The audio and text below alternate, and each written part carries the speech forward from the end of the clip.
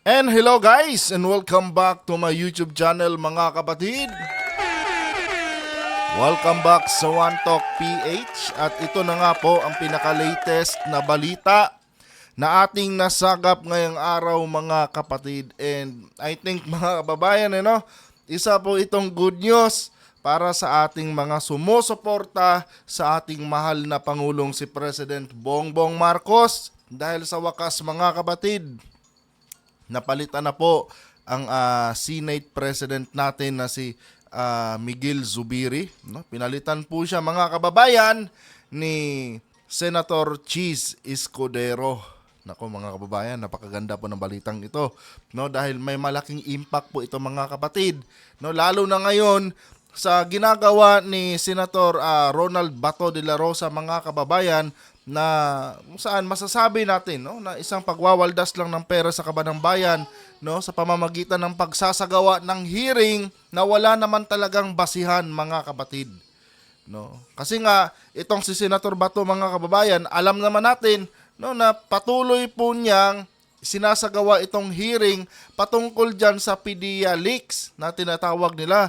Pero kung tutuusin mga kapatid, hindi naman talaga matatawag yun na PDEA leaks dahil yung dokumento na ginagawa nilang basihan dyan sa kanilang sinasagawang hearing ay hindi po siya recognized ng PDEA. Dahil hindi naman talaga papeles ng PDEA yun mga kababayan, kundi template lang naman yun.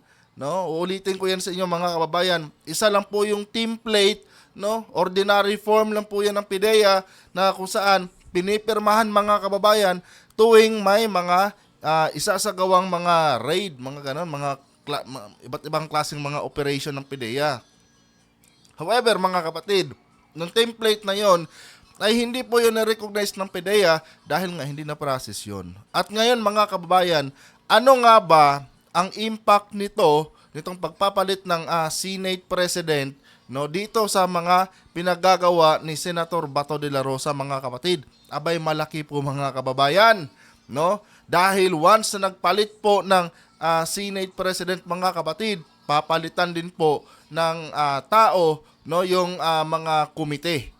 Diba? And alam naman natin mga kababayan na si Senator Bato under sa liderato ni Mig Zubiri, ni former Senate President Mig Zubiri mga kapatid, meron nga siyang sariling komite, 'di ba? At 'yan po yung ginagamit niya ngayon mga kababayan, sa pagsasagawa ng hearing na wala namang basihan. However, mga kapatid, since na nagpalit na po ng liderato ngayon sa Senado mga kababayan, malaki na po ang chance mga kapatid na matatanggal na po sa kanyang komite itong si Senator Bato de la Rosa. 'Di ba? Sa wakas mga kababayan, para sa akin malaking good news ito mga kapatid, dahil kahit papaano makakatulong po ito, para mapigilan yung paggamit, paglustay ng pera ng kaban ng bayan sa wala namang kwentang hearing mga kababayan. 'Di ba? Naniniwala sila mga kapatid doon sa kanilang resource person na saksakan po ng mga katarantaduhan sa kanyang pagkatao. 'Di ba? At ngayon mga kababayan, itong si Senator Jinggoy Estrada hindi na po nakapagpigil mga kapatid. Kinontempt na niya si Morales dahil nakita na po, kitang-kita na po kasi. Or bistadong-bistado na siya kay Senator Jinggoy Estrada. 'Di ba? Na lahat ng kanyang mga pinagsasabi ay pawang kasinungalingan nga lamang mga babayan. At wala man lang makitang totoo doon sa kanyang mga statement. So ngayon mga kababayan, itong si Jonathan Morales na involved sa robbery extortion worth 8 million pesos mga kababayan, at napag-alamang mahilig gumawa ng mga peking ebidensya, napakulong sa Senado. And sana nga mga kababayan, habang buhay na pong makulong yung tao na yan. 'Di ba? Kasi binaboy po niya ang Senado mga kapatid. Binaboy po niya. Kung napanood nyo kanina yung hearing mga kababayan, sabi ni Senator Jinggoy, parang ikaw lang yung naniniwalang tama ka. At lahat ng mga tao dito mali. 'Di ba? Kasi nga mga kababayan, kung matatandaan nyo rin noong nakaraang hearing, Sinabi din po noong tawag dito, nung resource person ni Senator Jinggoy Estrada na ganyan talaga ang ugali ni Morales, no? Na para kay Morales daw mga kapatid, siya lang yung tama at lahat ng nasa sa paligid niya ay mali. Ngayon mga kababayan, napuno na po, no, si Senator Jinggoy Estrada at tuluyan na po siyang pinakontempt mga kapatid, no. At ang malala pa dito mga kababayan, nag-iiyakan na po ang mga DD shit ngayon. 'Di ba? Para doon sa mga vlogger na DD shit mga kapatid na medyo may kaunting utak, alam na nila ang magiging impact ng pagpapalit ng liderato sa Senado, no? At ngayon mga kababayan, panigurado mga kapatid, no? Yung mga nagmamarunong dyan ng mga vlogger, ng mga DD shit vlogger mga kababayan, ay nag-iiyakan na yan dahil sa wakas. Di ba?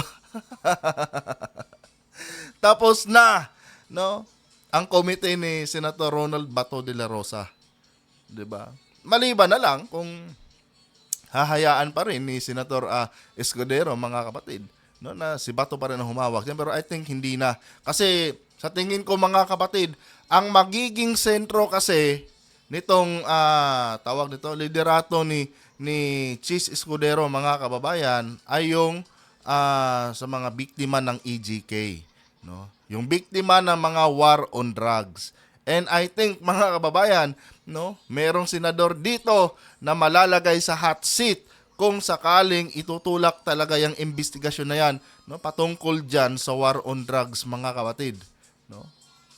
Noong nakaraang buwan pa lang mga kababayan, minention ko na sa inyo yan kung bakit ayaw, no, ni President Marcos papasukin ng ICC dahil gusto niya, no, nasa ilalim ng kanyang administrasyon, siya mismo, no, ang magsasagawa ng investigasyon patungkol diyan sa mga EJK na nangyari sa panahon ni former President Duterte. At ito lang guys meron din akong nahalata ditong isang senador, ano?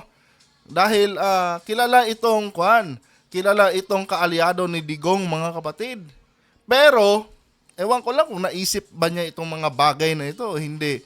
Kasi nga mga kapatid, no, ang nag-nominate po dito kay Senator Chis Escudero mga kababayan ay itong si Senator Alan Cayetano na kung saan kilalang kaalyado ni Duterte. 'Di ba? So ngayon mga kapatid, wala pa akong idea kung ano ba 'tong pinaggagawa ni Senator Alan Peter Cayetano, 'di ba? Dahil may possibility kasi na sa kanyang desisyon sa pagmungkahi niya dito kay Escudero mga kababayan, maaari itong ikakapahamak ni kaibigan niyang si former President Duterte. 'Di ba? At yun pa, nung nag-nominate siya, no, ninominate niya itong si Senator Chis Escudero mga kapatid, no, nag-iisa lang po itong ninominate at wala talagang kalaban to kanina noong nagkaroon sila ng election diyan sa Senado. 'Di ba? Ewan ko lang kung na-anticipate ni Juan ito. Na-anticipate ito ni Alan Cayetano mga kababayan na dahil sa kanyang ninominate na Senate President, maaaring malagay sa alanganin itong si Duterte. 'Di ba? Yun yung nakikita ko dito mga kababayan na parang unusual, no, na galaw ni Senator Alan Cayetano. Well, para naman sa ating mga sumusuporta sa gobyerno, sumusuporta sa administrasyon ni BBM, pabor sa atin yan mga kapatid, no? Especially sa mga dilawan na matagal nang gigigil dito sa mga Duterte. Nako, baka ito na yung panahon nyo, no, para mabigyan kayo ng hustisya patungkol dyan sa mga extrajudicial killing na nangyari noong kapanahunan ni former President Duterte. 'Di ba? Isa lang talaga sa na-realize ko kanina mga kapatid, patay, no? Patay yung komite ni Bato, nagpalit na ng tawag nito ng liderato. Ibig sabihin, tanggal ka na Bato. 'Di ba? Kasi yung lahat ng komite diyan mga kapatid, parang ire-reshuffle yan eh. Babaguhin yan lahat. 'Di ba? At yun na nga, gaya ng sabi ko sa inyo, malamang, no? Ako naniniwala akong si Bato, tanggal na yan mga kapatid. And meron ng mga kwan kanina eh. Parang mga mamamaalam yun si former Senate President Mig Zubiri, no, na sinabi patungkol dito kay General Bato na sana nga daw, no, sa susunod na eleksyon manalo pa daw itong si Senator Bato de la Rosa. Ay nako mga kababayan, no. Nakita na natin yung mga galawan ng mga senador na ito mga kapatid. Malamang sa malamang. No, wala na yan. Hindi na mananalo yan mga kababayan. Ako personally mga kapatid, walang puwang yan sa aking listahan yang si Senator Bato de la Rosa. 'Di ba? Ganun siya kababaw eh. Naniwala siya sa chismis at talagang tinitindigan niya, no, na totoo di umano yung PDEA leaks na yan. Na kung saan wala namang basihan. 'Di ba? At kanina pala mga kababayan, ano? Muntik pang madamay si First Lady Marcos, no? Si First Lady Liza Araneta Marcos doon sa hearing dahil nako, itong si Morales mga kapatid nagbigay ng suhestyon, ipatawag daw yung LAM, 'di ba? Ipatawag daw yung LAM na siyang utak di umano, 'di ba? Biruin mo, gusto pa nilang ikalad ka rin, no? Yung First Lady diyan sa napakawalang basihan at napakawalang kwentang hearing mga kababayan. 'Di ba? Gusto pa nilang idamay ang misis ng ating presidente sa kanilang mga kabulastugan dyan na ginagawa sa Senado. At hindi lang yan guys sa tingin ko mga kapatid, maging itong si pambansang Senator Robin Padilla mawawalan din yata ito ng komite mga kababayan. No? Wala kaya ang tsansa mga kababayan na maging itong si number 1 senator natin, pambansang Senator Robin Padilla mawawalan din ng komite. Nako, siguro mga kapatid, nag-iiyakan itong mga kwan ngayon. Nag-iiyakan itong mga DD shit ngayon, no? And aanohin na naman nila yan na pamumulitikan na naman ito, no? Pero dapat nilang tandaan na ang nag-nominate dito kay Chis Escudero mga kababayan, no? Dapat nilang tandaan na si Alan Cayetano, no? Kung sakali magkaroon ng investigasyon dito sa kwan, sa tawag nito, dito sa extrajudicial killing, no, wag na silang maghanap ng ibang masisisi, 'di ba? Kasi alam naman nila, no, na si Alan Cayetano yung nag-nominate dito kay Escudero, 'di ba? And siguro si Senator Alan Cayetano mga kababayan, siguro natauhan na rin, unti-unti na rin natauhan na dapat talaga magkaroon ng hearing diyan, 'di ba?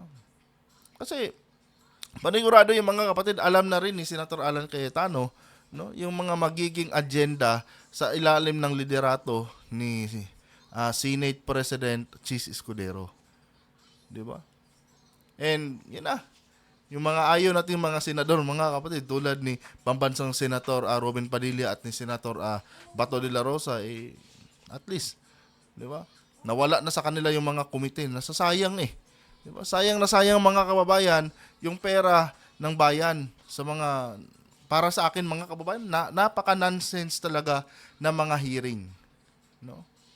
At ang malupit pa dito mga kapatid, baka mapag-usapan na po, no, sa liderato ni Senator Chis Escudero kasi 'di ba pag-uusapan nga ang EJK dito no? Ang malupit dito kung after maisagawa yung hearing ng EJK mga kababayan, baka pag-usapan na rin nila dito yung patungkol sa pagpapapasok sa ICC.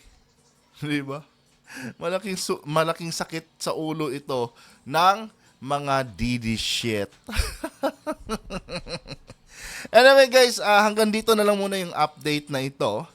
Pinakita ko lang naman sa inyo itong picture na ito kasi yun na nga, no, si Senator Chis na nga yung bagong Senate President ngayon.